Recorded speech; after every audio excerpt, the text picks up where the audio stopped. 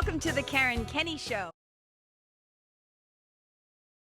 Hey, you guys, welcome to the Karen Kenney Show. I'm wicked excited to be here with you. And I'm going to tell you, I'm just going to, oh my God, Jesus, help us. I'm just going to keep this one like probably pretty short. I'm considering this episode just like a little PSA, a little PSA from my heart to yours, from my brain to yours. And for some of the younger viewers, right? Like those are the people who are Gen X, who are like my generation. You remember the PSAs? A PSA is a public service announcement for those of you who might be a little bit younger and you're like, what's a PSA? Because so many people don't watch live TV. I don't even know if they do PSAs anymore. But back in the day when we were kids, teenagers, whatever, you'd be watching TV and all of a sudden it'd be like, this is a PSA. This is a public service announcement. And this is what it is. And I got the exact language so I wouldn't mess it up. So a PSA was a message that was aired or published at no cost to the public. So this is basically, it was to the purpose of a PSA was to serve the public interest. It wasn't for profit by some company. Some company wasn't making money off of making this announcement, right? And it often had sponsors like nonprofit organizations or grassroots movements, or sometimes it was the government. Okay. And it was usually done over TV or radio or web or print or whatever. And what it was used for was to raise public awareness about a significant social issue, to educate people, or to encourage positive behavior change, which is really kind of cool. And these campaigns aim to influence attitudes on topics like health or safety or literacy or environmental protection. And it kept it very simple. It used clear, concise, and sometimes emotionally impactful messaging to prompt action. Now, growing up, some of the things that we heard about, we learned Smokey the Bear, right? Only you can prevent forest fires, right? So there was forest fire prevention.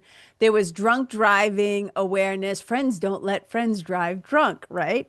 There were health screenings. They would tell people to get checked, for cancer or for heart disease or like whatever. There were like sometimes ads about animals, like making sure you get your animals neutered or spayed and things like that. And then obviously there were things about environmental conservation. So PSAs were like always really helpful and a very normal part of us growing up.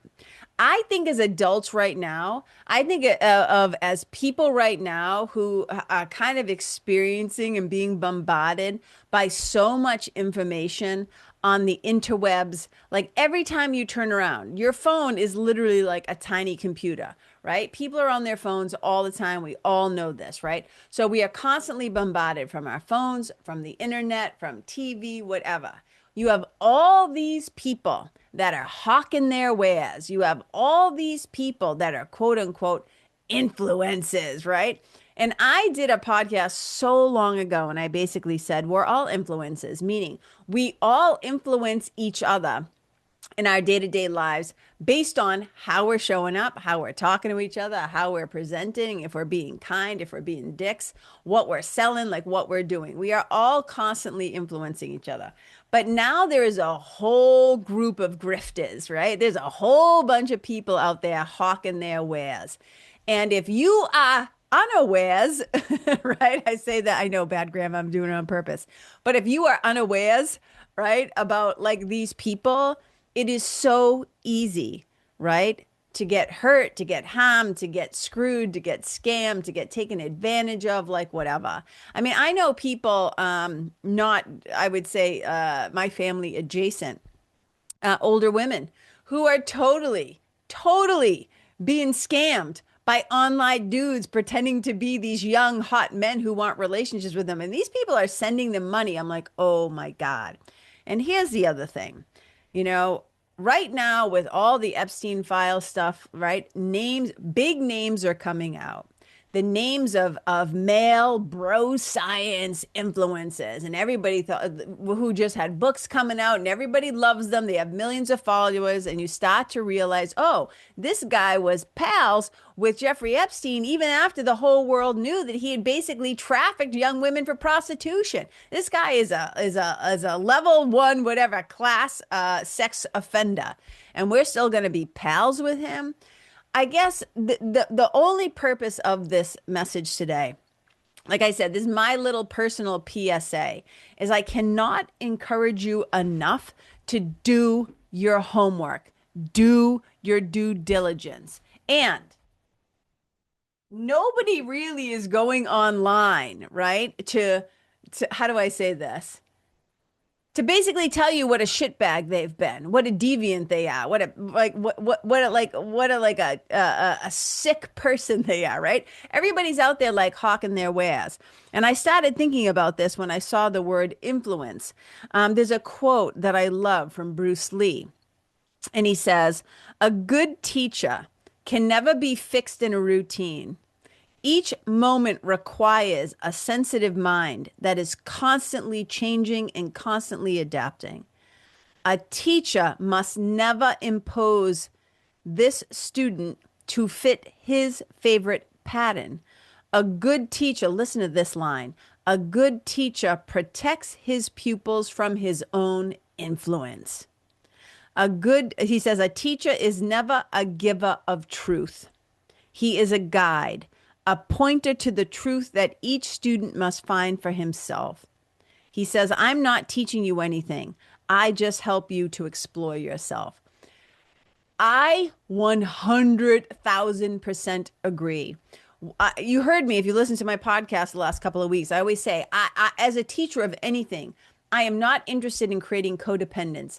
I am interested in creating independence. I always say, any good teacher who's teaching something, right? An external teacher, because I believe we all have internal teachers. I think we all have this knowing, this divine intelligence.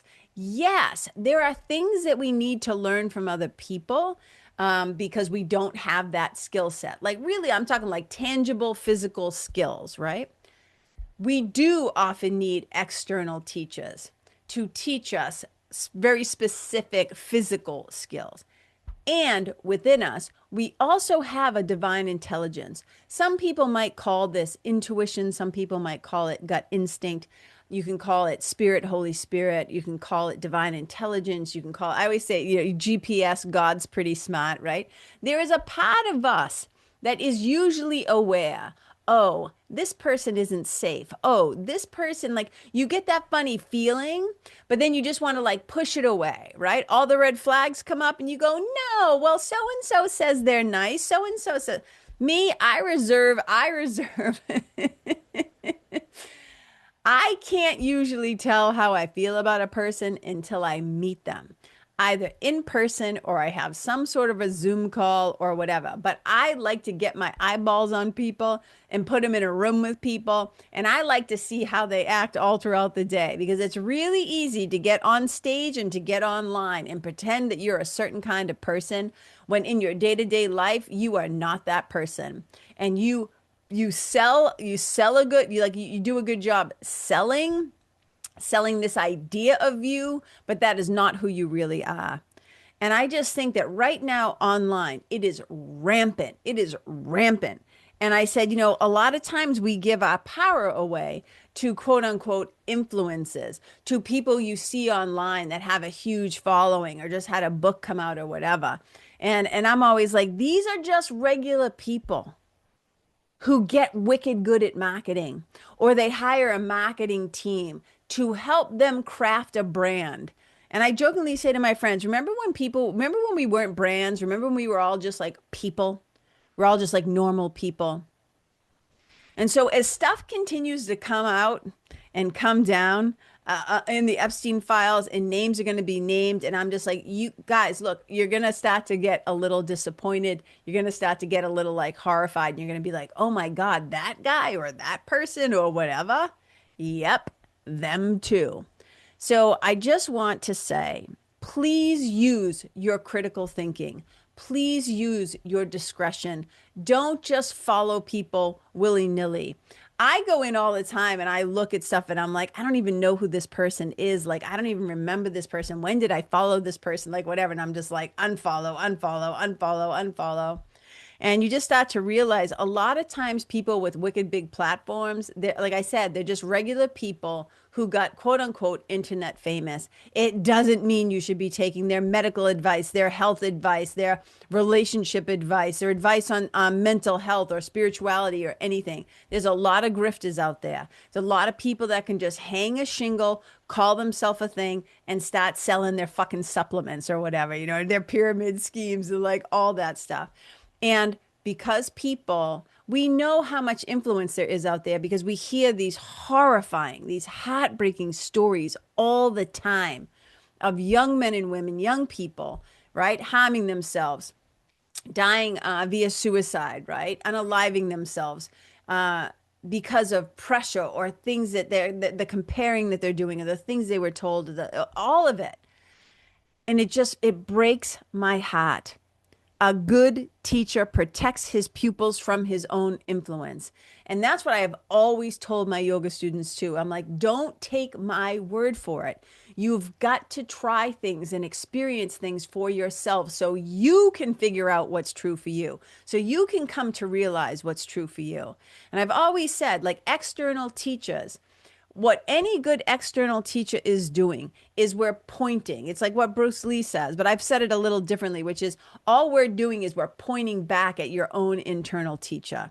So when people start to do like, and I think I've mentioned this before in the past, like, in yoga culture, you add the word like the letters J-I after somebody. So somebody might be called like they'd say, oh, this is my guru, this is Guruji, right? And sometimes there was this period of time where somebody was calling me Karen G, and I was like, no, no, no, no, no, no, no, no, no, no, no, nobody's guru. Nope. Just a white chick from Lawrence, Mass. Nobody's guru. Just don't put me up there. Don't put me up on the pedestal because I am human and I am clumsy sometimes and I am fallible and I screw up and I will just let you down. Do us both a favor and don't try to put that on me. My greatest job is to, yes, I can share through my own lived experience. I can share through my learning, my training, right? All the work that I've done to study and to research and to come to try to understand some things. But I am not the authority on other people in their life. All I can do is say, hey, have you thought about this? This is what I learned. This is what I experienced. Here's this book. This is what my teacher taught me. What do you think, right? I can ask really good questions so that a person can decide and decipher and discern for themselves what they believe. And it's getting extra fucking weird out there. And it's also getting more and more and more suspicious and dangerous. And I'm like, I believe in the goodness, the core goodness of human beings, of humanity. I believe that at our core, who we truly are is love and kindness and compassion. But I also believe that a thick and heavy veil has been pulled down over so many of our own eyes. And we forget this truth about ourselves. We forget who we are. And the temptation in this world to behave in really unethical, awful, brutal, Ponzi scheme, greedy, batshit bullshit ways is so strong, right? The pull is so strong. Like when I think about the metaphors of Star Wars, right? The dark side, right? The dark side is really strong out there. So this is a time, you guys, when I just want to keep encouraging you and empowering you to think for yourself. Don't drink the Kool-Aid. Don't just buy everybody's stuff because, oh, and I'm trying not to name names because my big thing is not about like calling out people. And I mean, obviously, I'll talk about like certain certain people and politicians, right? When I'm saying something specific about that. But all you have to do is Google. You'll find out who I'm talking about. The latest name, the bro science longevity coach guy, right? It's like these guys, all these male bro science podcasty promoting each other. And then you find out like, oh, they're in this network of like sickness. Like this is not soothing. This is not good. So it's just, again, I just want to encourage you to do your homework, do your research, listen and trust your own intuition, your own inner teacher, your own internal guidance system when things feel off. And not only online, but also there are people are grifting in, and here's the other thing too. when you look at a lot of the big names, some of these women too who have podcasts, who have best-selling books where they basically stole ideas from other people and now they're trying to trademark them and make a shit ton of money. The thing is about knowing a lot of people. I tend to know a lot of people. I used to live in LA. I lived around that whole scene. This is what I often say, right? Is I've seen too much. I've seen like the Wizard of Oz. I've seen too much behind the curtain.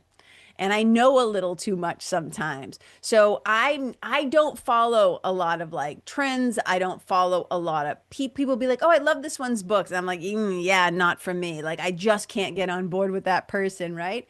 And even in my personal life, there have been periods of times when, it's just human nature. We want to believe that people are being honest and transparent and they are who they say they are. We want to believe that people aren't, I don't know, totally full of shit and running a racket.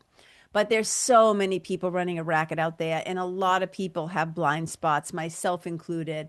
But I ask my friends, I ask my sweetie and my friends, like, hey, you gotta make sure that you check me. Like if I start to get a little weird or if I start to get whatever, like you gotta let me know. If I have a blind spot, it's a blind spot for a reason because I can't see it. And whether that's because I don't want to see it or my conditioning, my trauma, my upbringing, my whatever, my filter. But you need people around you who are going to say, like, hey, you might want to check that out, that belief, that behavior, that whatever. And there have been times in my life where I really like, you know, um, bought coaching programs or did whatever, thinking that I needed this person's wisdom. And then I got into these programs and I was like, oh my God, get me out of this burning building fast. Because it doesn't take me too long to recognize something is not right here. Something is off here. This person is really good at selling an image or selling an idea of them, of how they want you to perceive them. But there is so much cognitive dissonance. You know what I mean? And look, I'm not saying I am perfect. I'm sure that there have been, times in my life, and I look back personally, but this isn't about me, but I'm not saying that I'm off the hook and that I've never been clumsy or I've never done those things. I've had humbling moments in my own life where I had to have like, that come to Jesus moment with myself and be like, oh, was that really the best thing to do or say or to behave or whatever?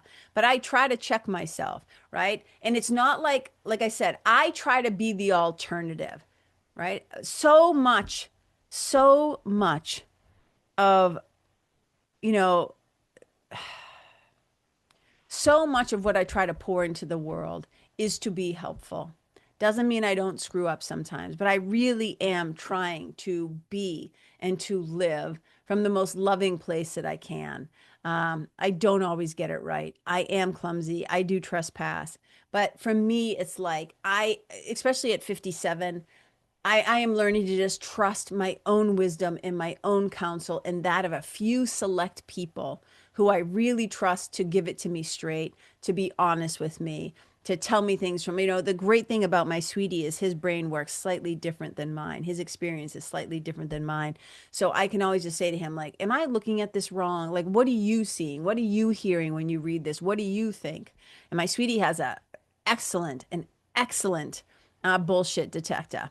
And he will often red flag things way before I do because I just am like a little bit like, oh, like I want to see the goodness in other people. I want to believe. And even when I see people fuck up, I'm like, I understand the potential, that divine spark in them. I understand and can see who they can be, how they can be.